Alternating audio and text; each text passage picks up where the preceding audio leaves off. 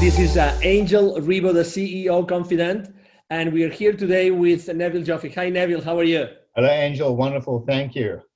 So Neville Joffe, as you probably already know, he's an author, he's an executive educator, and he's been teaching financial literacy and business mastery for more than 25 years to more than 20,000 people worldwide for these very, very large corporations. And we are here today because I would like to actually share a few ideas regarding financial literacy and diversity and inclusion. The first question would be for you, Neville. You've been teaching, basically, you've been helping companies, business operators and executives how to be aware of the financial implications of their business decisions. Why is that important, Neville? Angel, shareholders and investors in corporations have a certain vision about what they want to see in return for their investment. And it may surprise a lot of people to know that investors in large corporations in particular don't really care that much about what the company does. I mean, you think about people who buy shares in a wine company or a beer company may not even drink wine or beer. So it's not really about the product, it's about the return they get on the investment. And to that end, everyone in the organization needs to understand the financial implications of what they do and how they link or how they align, if you will, to what shareholders expect from their investment. Because people tend to work in silos. They need to see the bigger picture and understand how to join all the dots between what they do and what the shareholders see in their financial statements. So I remember that, one of the many things that, by the way, people, they might not remember or know is that you actually were leading an organization with 400 unionized employees. And those employees were from so many different countries with so many different orientations. What did that role, that diversity on your company, what role did it play in your company? Wow, Angel, in those days, we didn't even know the word. I'm going back more than 25 years, in fact, close on 30 years when I started this. We'd never heard of the word diversity. We'd never heard of the word inclusion. It's just something that some people did or some people didn't do. There was no legal requirements, anything in those days. There was not even an awareness of it. And this company that I bought into was going through some financial challenges. And in those days, we were dealing with double-digit inflation. We were dealing with NAFTA, huge price pressure and demand from the market. Pricing from the market was demanding that prices come down while costs were going up. It was really, really tough to stay open in those days. So what I did was I opened up. I went to a financially transparent environment. Now, keep in mind that we had every nationality imaginable. We had a rainbow, if you will, of employees in this organization, every skill set imaginable. So what I did was I went to a financially transparent organization, and I did a deal with our union. We were a union shop, whereby I said to the union, look, I have a belief that nobody washes a rented car. There's no sense of ownership. And it's important that people feel a sense of ownership. So I'm a strong advocate of education and engagement.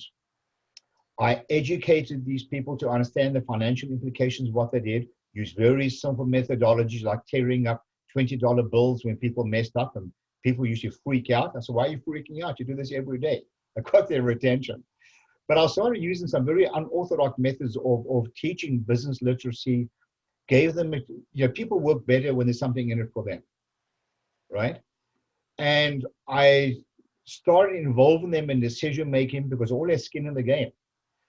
But the whole notion of inclusion, in my view, shouldn't be inclusion for the sake of inclusion. This should be the sake of inclusion with a bigger purpose.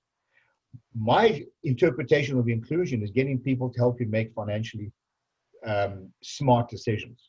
To me, that is what inclusion is about. It's about job security. They need to be included because it provides job security for them. It helps them make more money to improve their own economic lives. So everybody, in my view, when you talk about diversity and inclusion, it means inclusion with decision-making. It means inclusion in helping people grow from within. And when I talk about diversity, I'm talking about diversity using people's skill set. We had what I call an inventory of skills. We had a database. In those days, we used to use Lotus 123. And I had developed a database of what people's skills were. We had people coming out of Europe who were nurses working as operators. We had people who were engineers working as store operators. And we tapped into these resources. It was magnificent. We found acres of diamonds of knowledge that we used to grow this company. And within a few years after starting this initiative, this company has zero debt, became a world-class producer. There is something else I'd like to add, if I may. Absolutely. While it's in mind.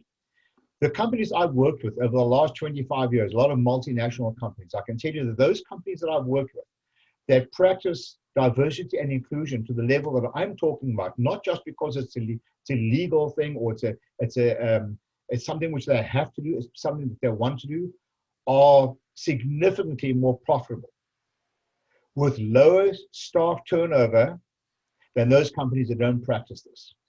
It's blatantly obvious with those companies that I've worked with. I was going through actually the list. Neville was kind enough to share with me the list of his former clients. And besides lots of testimonials and recommendation letters, I saw the names. Would you mind sharing the names of a few companies that you have been working with throughout time? Well, these are the companies who practice this type of thing. This is a matter of culture. People like Toyota, Hallmark Cards, Campbell's Soup. I mean, these are the likes of the kinds of companies, just wonderful companies. McDonald's, these are people who practice this as a matter of culture and policy, not necessarily because of legality. And their names, the success of these companies speak for themselves. What did you do? Because I would like to use, people probably don't know yet because it's very close to launch, but Neville has been working on a book for a few months now. And my question is, when you had this inventory of skills, I would like to use one of your Nevillisms. You had that inventory of skills. So what? What did you do with it? Well, over the years, a lot of people who've been through my program said, Neville, you got to write a book about all these Nevillisms. And I have some statements that I use, which I love to use during my education program. For example, don't examine numbers in isolation. Revenues are vanity, profits are sanity, cash flow is reality. And to your point, like, so what? Cause and effect. I created a culture of cause and effect in my company. If you do X, what will happen? If you do Y, what will happen? What are all the touch points that are affected as a result of your decisions? Don't examine numbers in isolation is another one. People will tend to keep looking at revenue going up and all high-fiving.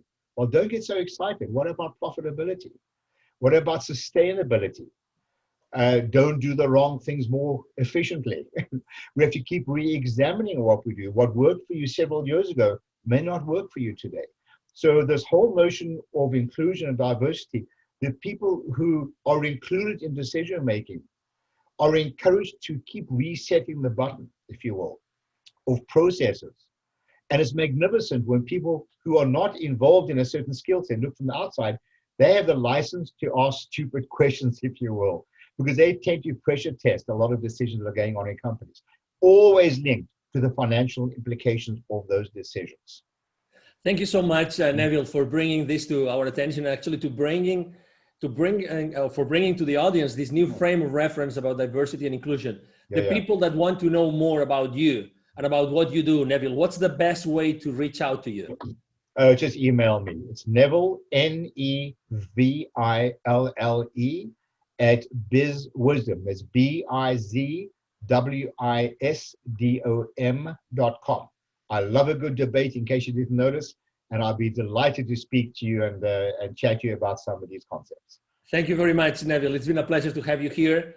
And for our audience, thank you very much. Again, this is Angel Ribo, the CEO of Confident. Thank you for being here today, and hope to see you soon in another of our interviews. Thank you very much. Have a wonderful day. Bye-bye. Thanks. Bye-bye.